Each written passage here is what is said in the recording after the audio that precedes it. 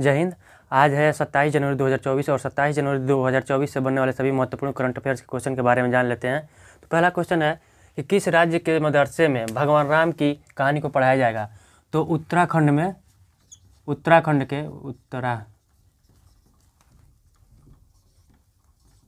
उत्तराखंड के मदरसे में भगवान राम की कहानी को पढ़ाया जाएगा।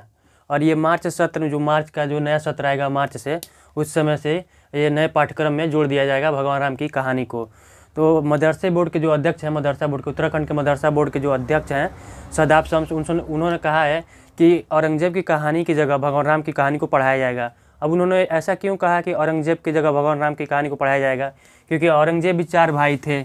औरंगजेब खुद था, उसके बाद से शुजा, मुराद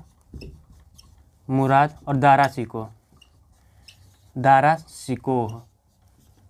ये औरंगजेब के 3 भाई थे और एक औरंगजेब खुद था। तो ये 4 भाई थे। औरंगजेब ने गद्दी के लिए तीनों भाइयों को, शुजा, मुराद और दारा शिकोह को मरवा दिया था और अपने पिता शाहजहां को उसने बंदी बना लिया था। वहीं भगवान राम क्या किए थे कि अपने पिता के वचन के लिए गद्दी को छोड़कर वनवास चले गए थे। लेकिन यहाँ पे क्या है, औरंगजेब ने अपने तीनों भाइयों का कत्ल कर दिया और अपने पिता को, मतलब अपने बाप को, उसने जेल में डाल दिया था। तो इसलिए औरंगजेब की कहानी को न पढ़ाकर भगवान राम की कहानी को पढ़ाया जाएगा, वही मदरसा में, उत्तराखंड के मदरसा में। अगला है कि 2024 में कितने लोगों को पद्म पुरस्कार दिया जाएगा। पद्म में 3 होते हैं। एक पद्मश्री होता है, पद्म भूषण होता है और एक पद्म विभूषण होता है। तो कुल 132 लोगों को दिया जाएगा। कितना? कुल 132 लोगों को पद्म पुरस्कार दिया जाएगा। कुल 132 लोगों को, जिनमें से 5 पद्म विभूषण होंगे, पद्म विभूषण और 17 पद्म भूषण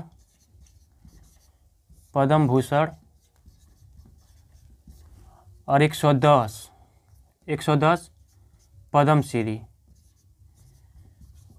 110 पद्मश्री पुरस्कार मिलेगा।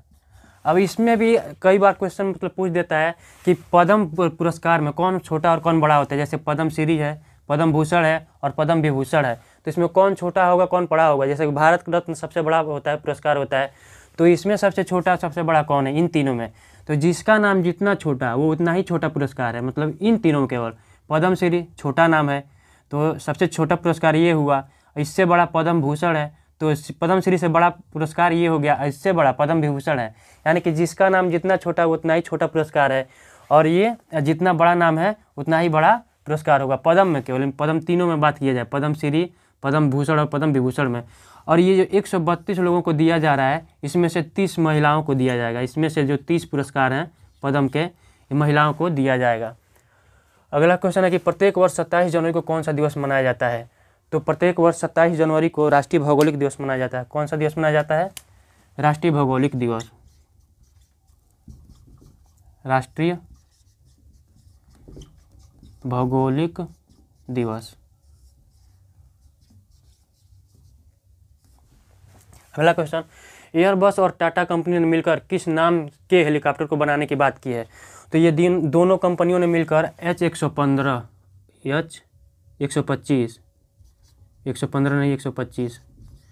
H125 नाम से हेलीकॉप्टर को बनाने की बात की है। कौन सा?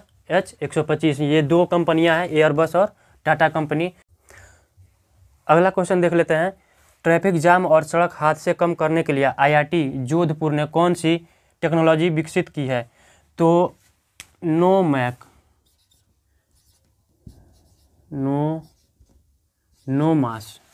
कौन सी है टेक्नोलॉजी? नोमास करके, नोवेल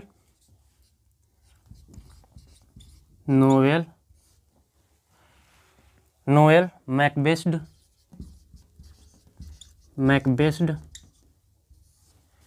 ऑथेंटिकेशन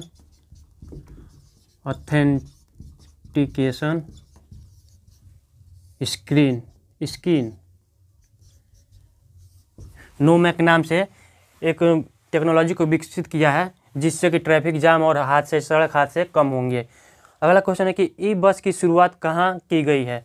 तो जम्मू में की गई है, जम्मू सिटी में, जम्मू सिटी में। वैसे तो ई बस की सेवा कई जगह की गई है, तो क्वेश्चन ऐसे नहीं पूछेगा कि ई बस की शुरुआत कहाँ की गई है, ये पूछेगा कि जनवरी माह में ई बस की शुरुआत किस सिटी से की गई थी या फिर किस जगह से की गई थी। क्वेश्चन इस तरह पूछेगा।